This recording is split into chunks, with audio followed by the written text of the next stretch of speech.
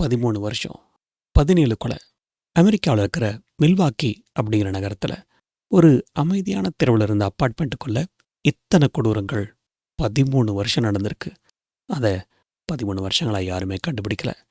பணம் தரத ஆசை காட்டி இளைஞர்களை வீட்டுக்கு அழைச்சிட்டு போய் அவங்கள இந்த உலகத்தை விட்டே அனுப்பிட்டு இருந்தான் ஒருத்தன். ஆனால் அவனோட கொடூரம் அதோட நிற்கல. கொலை பண்ணதுக்கு அப்புறம் அவங்களோட உடலை துண்டு துண்டாக்கி சில பாகங்களை சமைச்சு சாப்பிட்டு மண்டை ஓடுகளை நினைவு பரிசா சேகரிச்சு, ஓ மை காட், போலீஸுக்கு தெரியாமல் நடந்த இந்த பயங்கரங்கள் ஒரே ஒரு நபர் நல்ல வேலையை அவங்ககிட்ட இருந்து தப்பிச்சதுனால வெளிச்சத்துக்கு வந்தது. சாதாரண மனுஷன் மாதிரி தோற்றமளிச்ச அவன் எப்படி அமெரிக்காவையே நடுங்க வச்ச ஒரு நரமாமிச கொலையாளியா மாறினா? இந்த உண்மை கதையை ஒரு கிரைம் நாவல் ஸ்டைலில் பார்க்க போகிறோம். சம்பவம் உண்மை, பட் நாவல் வடிவில். இந்த ஸ்டைல் எப்படி இருக்குது? இதையே கண்டினியூ பண்ணலாமா இல்லை நரேஷன் ஸ்டைலுக்கு மாற்றலாமா அப்படிங்கிற உங்களோட கருத்துக்களை கீழே கமெண்ட் பாக்ஸில் மறக்காமல் சொல்லுங்கள். நேற்றுக்கு போட்ட எபிசோடுக்கு பெரும்பாலும் லைக் போட்டிருந்தீங்க, கமெண்ட் பண்ணியிருந்தீங்க. பட் எந்த ஸ்டைல் உங்களுக்கு பிடிச்சிருக்கு அப்படிங்கிறத சொல்லவே இல்லை.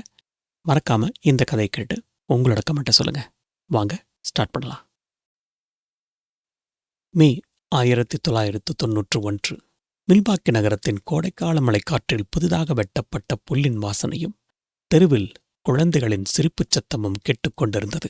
அந்த சத்தங்களுக்கு நடுவே அச்சிறுவன் கொனராக் சிந்தசோஃபோன் நின்று கொண்டிருந்தான். 14 வயது, ஒல்லியான தேகம். அவனது உடலுக்கு பெரிதான ஒரு டிஷர்ட். அவனது கண்கள் தெருவில் சென்று கொண்டிருந்த ஒரு பளபளப்பான புதிய காரை ஆசையோடு பார்த்தன. அப்போது ஒரு நபர் அவன் அருகே வந்தார்.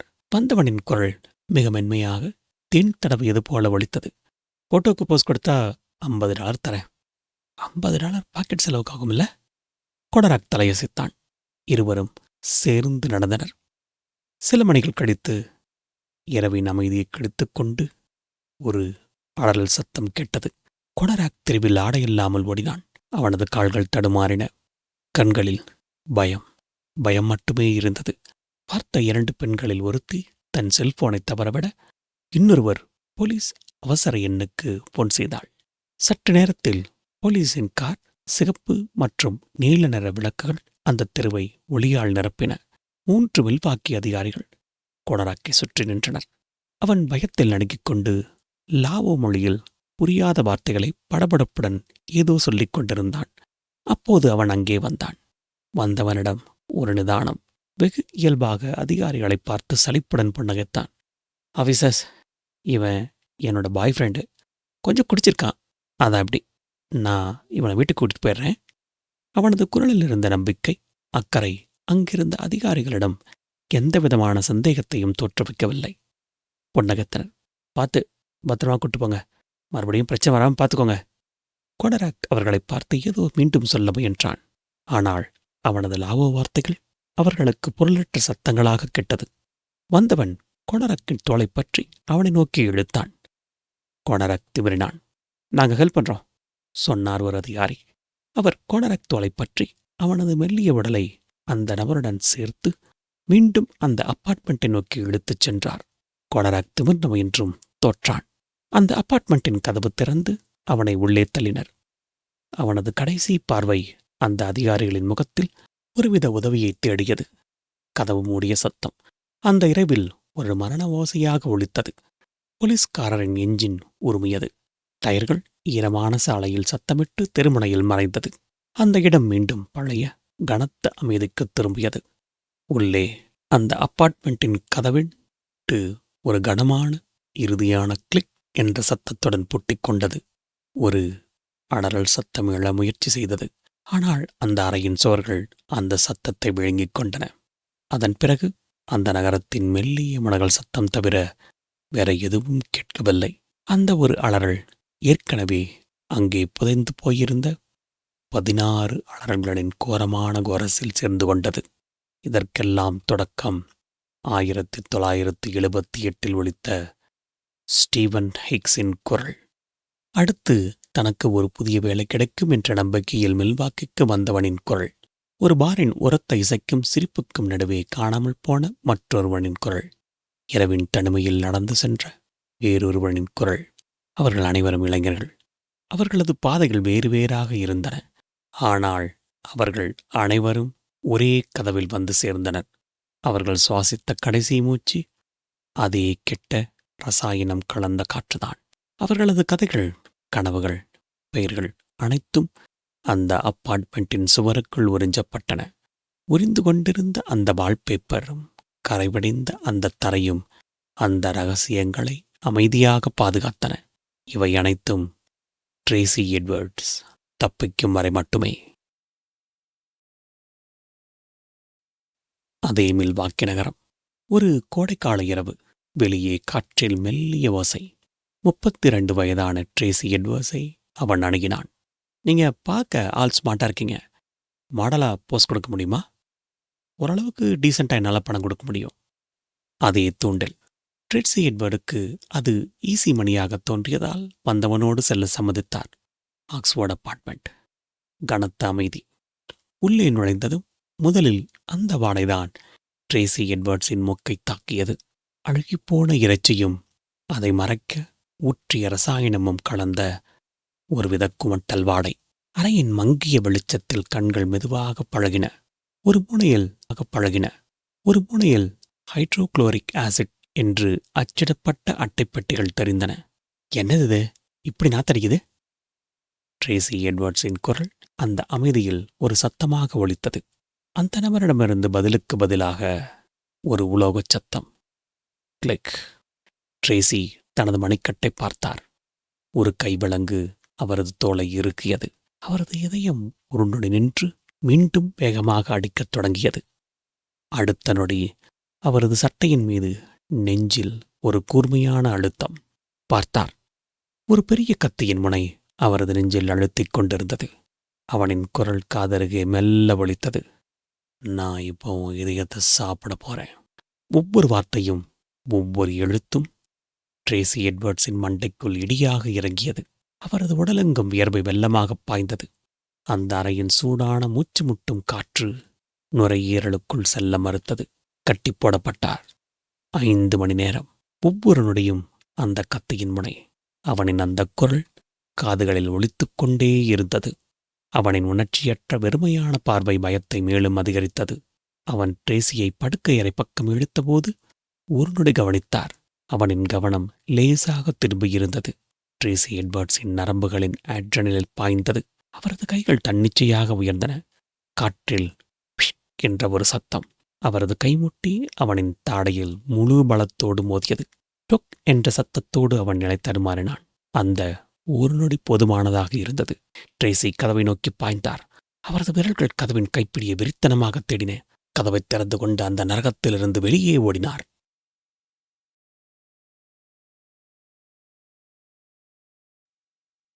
இரவின் அமைதியை கிழித்துக் கொண்டு ட்ரேசியின் சக் சக் சக் என்ற காலணி சத்தம் கேட்டது. ஒவ்வொரு மூச்சிலும் வாயிலில் இரத்தத்தின் சுவை. அவரது வலது மணிக்கட்டில் கைவிலங்கின் கனமான உலோகம் டிக் டிக் என்று ஓசை எழுப்பி அவரது இதய துடிப்புக்கு தாளம் போட்டது.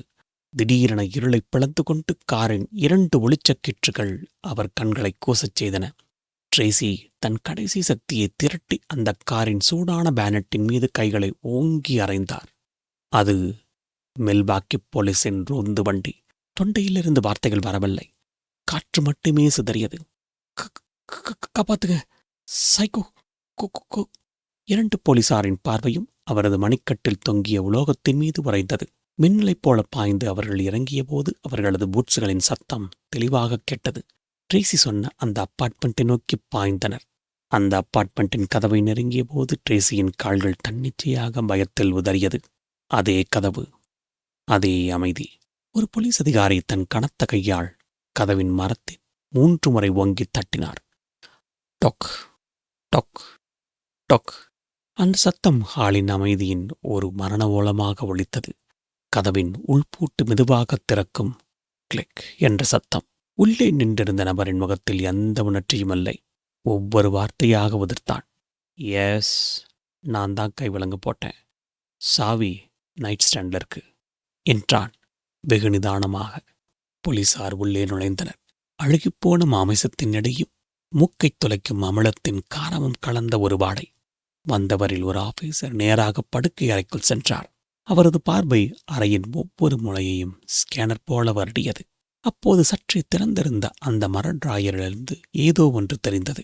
அவரது பூட்ஸ் சத்தமிடாமல் தரையில் பதிய அவர் அதை நோக்கி நடந்தார். மெதுவாக குனிந்தார். அவரது விரல்கள் அந்த மரட்ராயரின் விளிம்பைத் தொட்டன. உள்ளே பார்த்தார். அங்கே பளபளப்பான சிதறங்களாக புலராய்ப் புகைப்படங்கள் இறைந்து கிடந்தன. கத்தையாக இருந்த படங்களை வெளியே எடுத்தார். முதல் படத்தை பார்த்தார். அவரது கண்கள் விரிந்தன. அது ஒரு மேஜையில் வெட்டப்பட்ட ஒரு மனித உடல். இரண்டாவது புகைப்படம் ஒரு சிங்கில் வைக்கப்பட்டிருந்த ஒரு தலை. கண்கள் உயிரற்று கேமராவின் பிளாஷ் வெளிச்சத்தை பார்த்தபடி. அவருக்கு அந்த அறையில் அடித்த கெட்ட வாடைக்கான அர்த்தம் கிடைத்தது.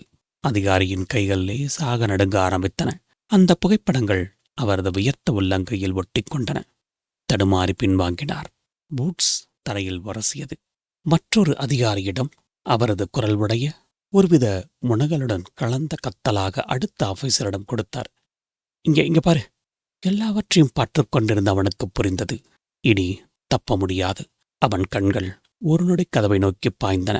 அதே வினாடி இரு போலீசாரின் கண்களும் அவன் கண் போன திசையை நோக்கின. அடுத்த கணம் 2 போலீசாரும் அவன் மீது பாய்ந்தனர். ஒரு சிறிய போராட்டம். சில நொடிகளில் தரையில் ஒரு கனமான சத்தம். உலோகத்தின் கிளிக். அவன் கைகளில் விலங்கு. மீண்டும் கிளிக். நாற்காலியோடு பிணைக்கப்பட்டான். அந்த ஆபீசர்ஸ் மீண்டும் அந்த அபார்ட்மெண்ட்டை முழுமையாக சோதனையிட முடிவெடுத்தனர். அறையின் மூலையில் ஒரு பழைய வெள்ளை நிற குளிர்சாதன பெட்டி மெல்லிதாக முனகிக் கொண்டிருந்தது. ஒரு அதிகாரி அதை நோக்கி நடந்தார். அவரது கை அதன் கைப்பிடியை நோக்கி நின்றது. கதவு திறந்ததும் உள்ளிருந்த குளிர்காற்று அவரது முகத்தில் அடித்தது. ஒரு சிறிய பல்ப் உள்ளே இருந்த பொருட்களை வெளிச்சம் போட்டு காட்டியது. ஒரு பால் பாக்கெட். அதற்கு பக்கத்தில். அதிகாரி தனது கண்களை நம்ப முடியவில்லை. அவரது சுவாசம் ஒரு நொடி நின்றது. அது ஒரு மனித தலை. சமீபத்தில் வெட்டப்பட்டது போல அதன் கண்கள் பாதி திறந்திருந்தன.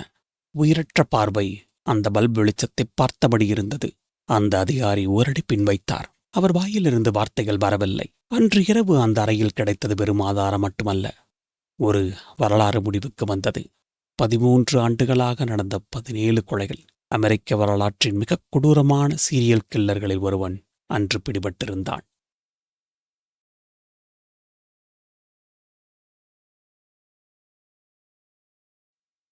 போலீஸ் ஸ்டேஷனில் ஒரு சின்ன அறை. டிடெக்டிவ் பேட்ரிக் கெனடி, அவருக்கு பக்கத்தில் டெனிஸ் மர்ஃபி தனது பேனாவை ஒரு தாளத்தில் தட்டிக் கொண்டிருந்தார். அவருக்கு எதிரே அந்த நபர் அசையாமல் மூச்சு விடுவது கூட தெரியாமல் அமர்ந்திருந்தான். அவனது பார்வை வெறுமனே மேஜையின் ஒரு புள்ளியில் நிலைத்திருந்தது. கெனடி தன் தொண்டையை செருமிக் கொண்டார். அந்த சத்தம் அந்த அமைதியில் உறக்க ஒலித்தது. உன் அபார்ட்மெண்ட்ல கிடைச்ச போட்டோஸ் பத்தி பேசலாமா? அவர் என்னதான் தைரியமாக பேசினாலும் அவரையும் அறியாமல் ஒரு சிறிய நடுக்கம். அந்த புகைப்படத்தில் கண்ட காட்சிகள் அப்படி. அவன் ஒரு நொடி அமைதியாக இருந்தபின் அவன் கண்கள் 1 இன்ச் மேலே உயர்ந்தது. எதையோ நினைவு கூர்வது போல அவனது உதடுகள் பிரிந்தன. அவனது குரல் எந்த உணர்ச்சியும் இல்லாமல், நான் எல்லாத்தையும் சொல்லிடுறேன். டிடெக்டிவ் மர்ஃபியின் பேனா தட்டும் சத்தம் நின்றது. எனக்கு வக்கீல் வேணாம், நான் பண்ணது எல்லாத்தையும் ஒத்துக்கிறேன். அந்த வார்த்தைகள் தான் ஆரம்பம். அவன் பேச ஆரம்பித்த போது அவன் குரல் உணர்ச்சியற்ற துணியில் தொடர்ந்தது. அது ஒரு கொலையின் வாக்குமூலம் அல்ல, தொடரில் குறைகள். அந்த அறையில் நேரம் உறைந்து போனது. எனக்கு யாரும் என்னை விட்டு போகக்கூடாது, நான் தனியா இருக்க விரும்பல. அந்த குரல் அவர்களை ஒரு இருண்ட பயணத்திற்கு அழைத்துச் சென்றது. பானங்களில் கரைத்த தூக்க மாத்திரைகள், மயங்கிய உடல்களின் பாரம், கழுத்தை நெரிக்கும்போது கேட்கும் மெல்லிய சத்தம், மண்டை ஓட்டில் ஒரு ட்ரில் போடும்போது எழும் கிரீச்சிடும் ஒளி, ஹைட்ரோகுளோரிக் அமிலத்தின் மூக்கை துளைக்கும் காரமான நடி. கட்டுப்பட்ட ஜோம்பிகளை உருவாக்கும் ஒரு விஞ்ஞானியின் ஆர்வத்தோடு அவன் விவரித்தான். ஒவ்வொரு வார்த்தையும் அந்த அறையின் வெப்பநிலையை 1 டிகிரி குறைப்பது போல இருந்தது. டிடெக்டிவின் காதுகளில் அவனது குரல் ஒரு சுத்தியல் போல ஓங்கி அறைந்து கொண்டிருந்தது. அவர்கள் ஒரு அரக்கனின் கோரமுகத்தை பார்க்கவில்லை, அந்த முகமூடிக்கு பின்னால் இருந்த உண்மையான முகத்தின் கோரமான புன்னகையை கேட்டுக்கொண்டிருந்தார்கள். அவன் தொடர்ந்து பேசினான். கொலைக்குப் பிறகுதான் அவனது உண்மையான கலைக்கொலை வேலை ஆரம்பிக்கும். குளியலறையின் ஈரமான டைல்ஸ் மீது அவன் அந்த உடலை குளியலறைக்குள் எடுத்துச் செல்வான். கூர்மையான உலோகத்தின் கிரீச் கிரீச் என்ற சத்தம், எலும்புகளை அறுக்கும் போது கேட்கும் ஓசை அந்த அறையின் சுவர்களில் எதிரொலிக்கும், மனதை பிளக்கும். அவன் பேசுவது டிடெக்டிவின் மனக்கண் முன் அந்த கொடூரமான காட்சியை விவரித்தது. அலமாரிகளின் கதவுகளை திறந்தாள். அங்கே பளபளப்பான வெண்மையான மண்டை ஓடுகள் பொன்னகைப்பது போல வரிசையாக அடுக்கப்பட்டிருக்கும். கண்ணாடி குடுவைகளில் மஞ்சள் நிற திரவத்தில் மிதக்கும் இதயங்கள், எலும்புகளின் வளவளப்பு, அதில் இடப்படும் துளை. அவன் சொன்ன ஒவ்வொரு வார்த்தையும் அந்த அப்பார்ட்மெண்ட்டில் அவர்கள் கண்டுபிடித்தவற்றைப் போலவே இருந்தது. குளிர்சாதன பெட்டியிலிருந்து வெளிப்பட்ட குளிர்ந்த காற்று, அதில் தெரிந்த அந்த தலை, மேஜையின் மீது இறைந்து கிடந்த போலராய்ட் புகைப்படங்கள். ஒவ்வொரு புகைப்படமும் அவனது மனதின் ஆழத்தை ஒரு கேமரா போல படம் பிடித்துக் காட்டின. அவன் ஏன் அந்த புகைப்படங்களை எடுத்தான் என்று கேட்டபோது அவனது குரல் அதே உணர்ச்சியற்ற துணியில் ஒலித்தது. அவங்க என்னை விட்டு போனதுக்கப்புறம் அவங்க என் கூடவே இருக்கணும்னு நினைச்சேன். அந்த வார்த்தைகளில் ஒருவித உரிமையோடு பயங்கரமான அன்பும் கலந்திருந்தது. அவன் தொடர்ந்து பேசிக்கொண்டே இருந்தான். 60 மணி நேரங்கள். அந்த அறையின் சுவரில் இருந்த கடிகாரத்தின் முட்கள் நகர்வது கூட நின்றுவிட்டது போல தோன்றியது. ஒரு கட்டத்தில் டிடெக்டிவ் கெனடியால் தாங்க முடியவில்லை. அவர் தொண்டையில் ஏதோ அடைப்பது போல இருந்தது. காதுகளில் இரைச்சல். அவர் தனது நாற்காலியை பின்னுக்கு தள்ளி அந்த அறையை விட்டு வெளியேறினார். டிடெக்டிவ் கெனடி அந்த அறையை விட்டு வெளியே வந்து ஆழமாக மூச்சை இழுத்துவிட்டு தன்னை சமாதானப்படுத்திக் கொள்ள வேண்டியிருந்தது. விசாரணை முடிவுக்கு வந்தபோது அந்த அறையில் மயான அமைதி. அவன் பேசி முடித்திருந்தான். மில்வாக்கி போலீஸ் ஒரு சாதாரண கொலையாளியை பிடிக்கவில்லை. அவன் ஒரு வேட்டைக்காரன், நரமாமிச கொலையாளியை, ஒரு தொடர் கொலையாளியை பிடித்திருந்தார்கள். அந்த அரக்கனின் பெயர் வெளியிடப்பட்டிருந்தது. ஒரு கோப்பின் மீது ஒரு பேனா அந்த பெயரை எழுதியது. ஜெஃப்ரி டால்மர்.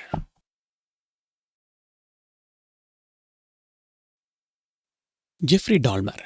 ஒரு மனிதனின் பெயர் ஒரு அரக்கனின் பட்டமாக மாறுவதற்கான விதைகள் 1960களில் ஒரு சாதாரண புறநகர் வீட்டிலிருந்து வந்தது. அந்த வீட்டில் ஜெஃப்ரி என்ற ஒரு பையன் இருந்தான். அவனது மூக்குக் கண்ணாடிக்கு பின்னால் இருந்த கண்கள் எப்போதும் எதையும் ஆழ்ந்து கொண்டே இருந்தது. மண் வாசனையும் இறந்த விலங்குகளின் மெல்லிய அழுகல் நடியும் அவனை ஈர்த்தன. சாலையில் அடிபட்டு கிடக்கும் ஒரு அணிலின் மென்மையான ரோமம் அவனது விரல்களுக்கு ஒரு விதமான வினோதமான பரவசத்தை கொடுத்தது.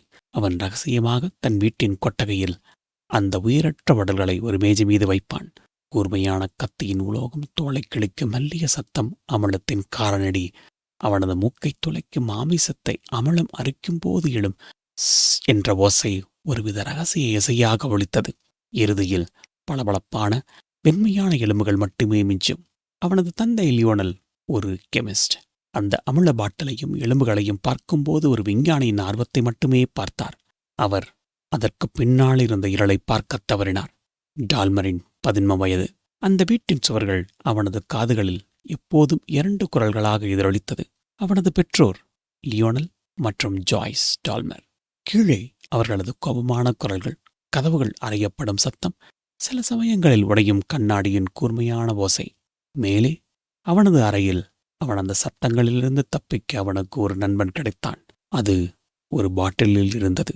ஆல்கஹால் காரமான சுவை அவனது தொண்டையை சுட்டரிக்கும். ஆனால் அந்த எரிச்சல் அவனது மனதின் வழியை மறத்துப் போகச் செய்தது.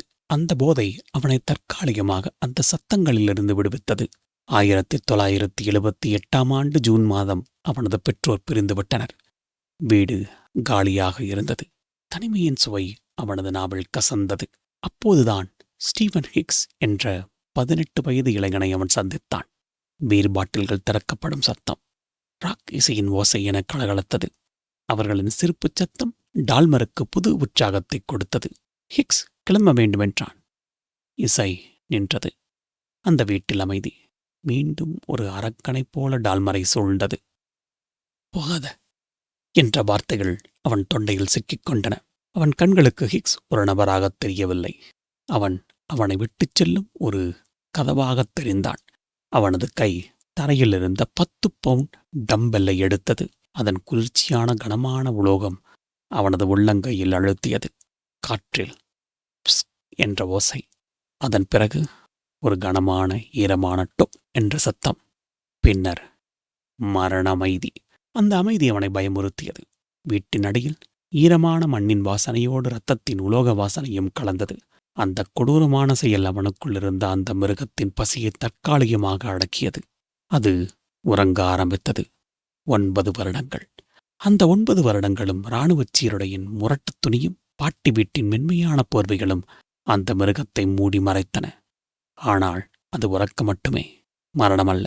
மில்வாக்கி நகரம் தனக்கு வரவிருக்கும் பேராபத்தை அறியாமல் அமைதியாக இயங்கிக் கொண்டிருந்தது. பிறகு இயங்கிய அந்த மிருகம் 17 உயிர்களை காவு வாங்கியது.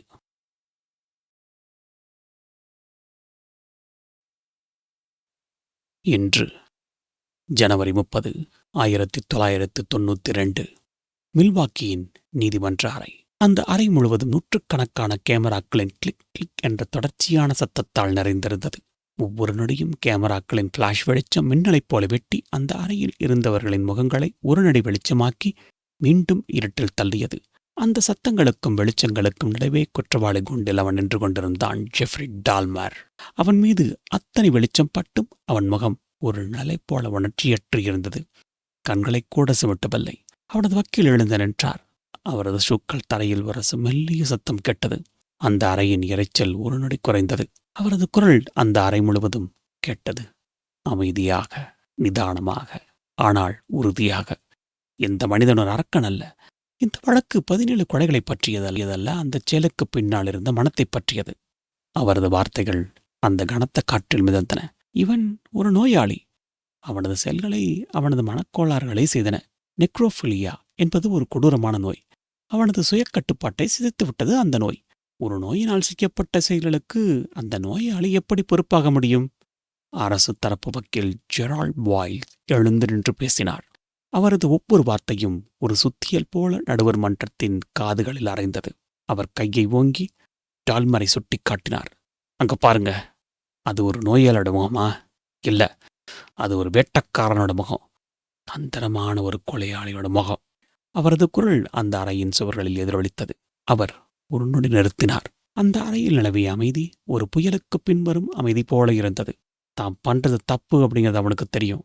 அதனாலதான் அவன் ஆல்கஹாலோட போதைக்கு பின்னால ஒளிஞ்சுக்கிட்டு இருந்திருக்கான். இது மனநோய் அல்ல, சைக்கோத்தனத்தோட உச்சம். அவர் பேசி முடித்த போது அந்த அறையின் காற்றில் ஒருவித அதிர்வு இருந்தது.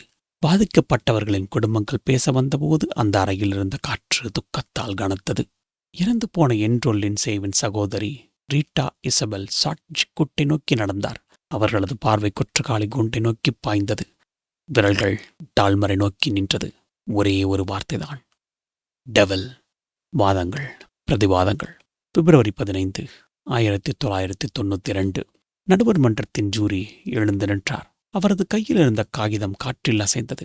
அந்த அறையில் ஒரு ஊசி விழுந்தாலும் கேட்கும் அளவுக்கு மரண அமைதி. நடுவர் மன்றத் தலைவரின் உதடுகள் பிரிந்தன. ஜெஃப்ரி டால்மர் குற்றங்கள் செய்யும் போது மனநிலை பாதிக்கப்பட்டிருக்கவில்லை. டால்மரின் முகத்தில் எந்த மாற்றமும் இல்லை. ஜூரி தனது சுத்தியலை எடுத்தார். அவர் விதித்த ஒவ்வொரு ஆயுள் தண்டனையும் அந்த அரக்கனின் சவப்பெட்டி மீது அடிக்கப்பட்ட ஒவ்வொரு ஆணி போல ஒலித்தது. 15 முறை, 16 முறை.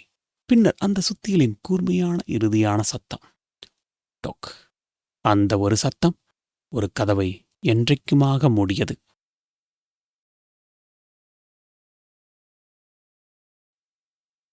ஆல்ரைட் மக்களே, இந்த உண்மைக்கதையை ஒரு வித்தியாசமான முயற்சியா ஒரு கிரைம் நாவல் ஸ்டைலில் கேட்டது எப்படி இருந்தது? இதே கன்டினியூ பண்ணலாமா, இல்லை இதுக்கு முன்னாடி போட்ட வீடியோக்கள் மாதிரி நரேஷன் ஸ்டைலில் அல்லது டாக்குமெண்ட்னு கூட சொல்லலாம், அந்த ஸ்டைலில் சொல்லலாமா அப்படிங்கிறத கீழே இருக்கிற கமெண்ட் பாக்ஸில் மறக்காமல் உங்களோட கருத்துக்களை சொல்லுங்கள். ரைட், இந்த கேஸை பற்றி கடைசியாக நவம்பர் மாதம் 28 1994 வருஷம் ஜெயிலில் கிறிஸ்டோஃபர் ஸ்கேவர் அப்படிங்கிற ஒரு சக கைதியால் ஜெஃப்ரி டால்மர் அடிச்சே கொல்லப்பட்டான். அவன் தன்னோட கொடூரங்களுக்கு பரிகாரமாக அதே மாதிரி ஒரு வன்முறையான முடிவை சந்திச்சான். யாரும் தன்னை விட்டு போகக்கூடாது அப்படின்னு விரும்பின அந்த மனுஷன் ரத்த வெள்ளத்தில் தனியாக கடந்தான். அந்த வழக்கு சட்ட புத்தகங்களோட பக்கத்தில் ஒரு புதிய அத்தியாயத்தை எழுதுச்சு. காவல்துறையோட நடவடிக்கைகளில் ஒரு சில புதிய விதிகள் சேர்க்கப்பட்டது, மக்களோட சேஃப்டிக்காக. ஆல்ரைட் மக்களே, மீண்டும் ஒரு உண்மை சம்பவத்தில் சந்திப்போம். அது வரைக்கும் மிக்க நன்றி. மறக்காமல் சேனலுக்கு சப்ஸ்கிரைப் பண்ணுங்கள், லைக் பண்ணுங்கள், கமெண்ட் பண்ணுங்கள், ஷேர் பண்ணுங்கள். மீண்டும் சந்திப்போம். பாய்.